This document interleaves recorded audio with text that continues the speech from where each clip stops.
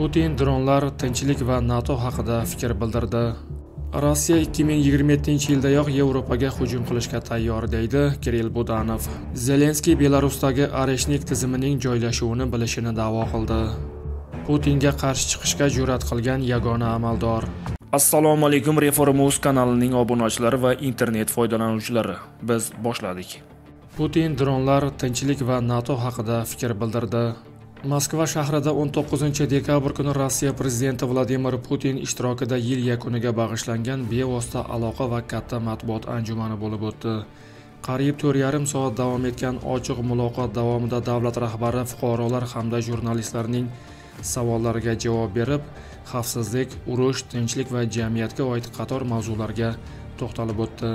Frontda dronlardan foydalanish masalasini izohlar ekan Putin Rossiya tomonidan raqibdagi Baba Yaga kabi ayrim og'ir dronlar kam ekanini tan oldi. Shu bilan birga u umumiy hisobda dronlar soni va ulardan foydalanish ko'lami bo'yicha Rossiya qo'shinlari frontning deyarli barcha yo'nalishlarida ustun ekanini ta'kidladi.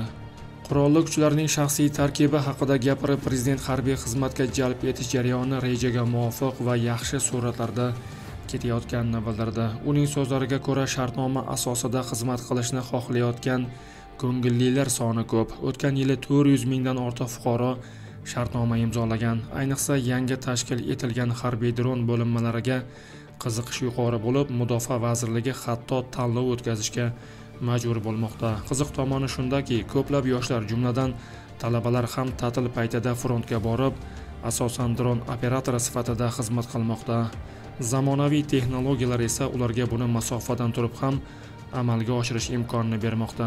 Kaliningrad viloyati ehtimoliy blokadasi haqida so'ralganda esa Putin keskin ogohlantirish berdi. Uning aytishicha, bunday ssenariy amalga oshishiga umid qilmaydi.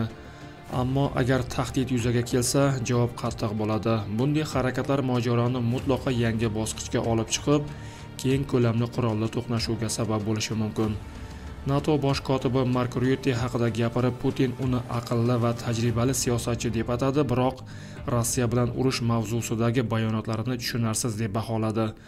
U AQSh NATOning asosiy o'yinchisi ekanini eslatib, agar Washington Rossiyani dushman sifatida ko'rmasa, alyansni urushga tayyorlash qanchalik asosli ekaniga shubha bildirdi.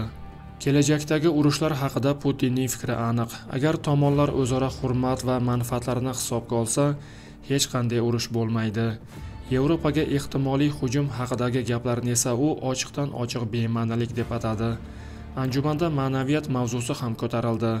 Putin Xudo yagona ekanini, odamlarning turli cherkovlarga bo'linishini esa insonlarning o'z tanlovi ekanini aytdi. Rossiya 2027-yildayoq Yevropaga hujum qilishga tayyor deydi Kirill Budanov.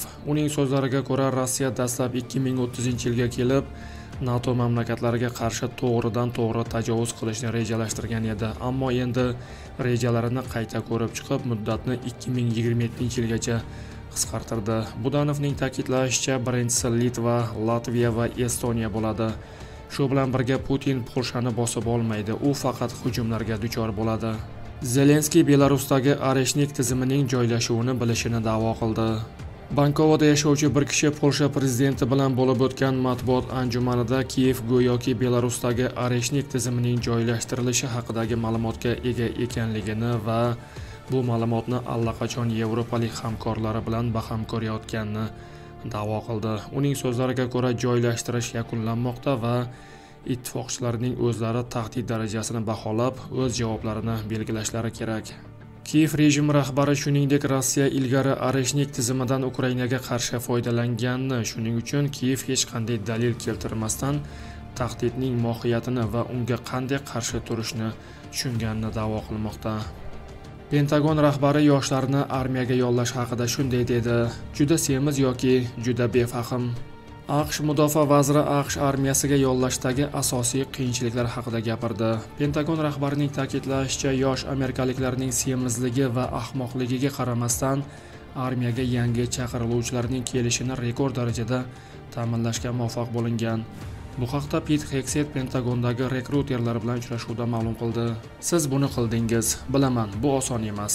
Asosiy muammolardan kelib chiqsak, bilasiz, juda ko'p yoshlarimiz juda semiz yoki juda ahmoq", dedi AQSh mudofaa vaziri. Vazir bayonot juda qo'pol chiqqanini tushunib, o'zini tuzatishga harakat qildi. Yoshlarimiz orasida jismonan tayyor emas yoki bilim darajasi yetarli bo'lmaganlar ko'p. Ahmoq degan ta'rif noto'g'ri. Muammo shundaki, biz ularni yetarlicha o'qitmayapmiz yoki ularda diqqat yetishmasligi va giperaktivlik sindromi kabi holatlar mavjud degan Pit Hegseth AQSh qurolli kuchlarini to'ldirishdagi dolzarb muammolar haqida. Putinga qarshi chiqishga jur'at qilgan yagona amaldor. Rossiya Ukrainaga qarshi urush boshlagan 2022-yilning fevral oyida prezident Vladimir Putinning bosqin rejasini Kremldagi barcha mansabdorlar ham bir ovozdan qo'llab-quvvatlamagan. New York Times gazetasi surishtiruvlari ana shundan dalolat beradi. Nashrning yozishicha, Rossiya prezidenti administratsiyasi rahbarining o'rinbosari Dmitriy Kozak urushning ilk kunlarida Putinning Ukrainadan taslim bo'lishni talab qilishga oid buyrug'ini bajarishdan bosh tortgan. Buning uchun qamoq yoki otuv jazosiga tayyor ekanini aytgan. New York Times manbalariga ko'ra, Dmitriy Kozak Ukrainaga bosqin arafasida Putin uchun urushning salbiy oqibatlari haqida maxsus ma'lumotnoma taqdim etgan. Unda Ukrainaga hujum Shvetsiya va Finlandiyani NATOga a'zolikka majbur qilishi ham qayd etilgan. Bu taxmin keyinchalik o'z tasdig'ini topdi. 2022-yil 21 fevral kuni, ya'ni urush boshlanishidan 3 kun avval Rossiya Federatsiyasi Xavfsizlik kengashining yopiq majlisida ham Kozak Ukraina rus harbiylariga qat'iy qarshilik ko'rsatishi, urush ortidan joriy etiladigan sanksiyalar mamlakatni nomaqbul geosiyosiy holatga keltirishidan ogohlantirgan. AQSh nashrining yozishicha, urush boshlanganidan keyin Dmitriy Kozak Ukraina prezidenti devoni rahbari Andrey Yermak bilan telefon orqali suhbatda ziddiyatni muzokara yo'li bilan hal etishini aytgan. 2022-yil 25 fevral kuni Putin Kozak bilan muloqotda uni keskin tanqid qilgan va ayonidan Kiyev hukumatini to'la-to'kis taslim bo'lishga ko'ndirishni talab qilgan. O'sha pallada Kozak davlat rahbari buyrug'ini bajarishdan bosh tortgan va bu qarori uchun jazoga tayyor ekanini bildirgan.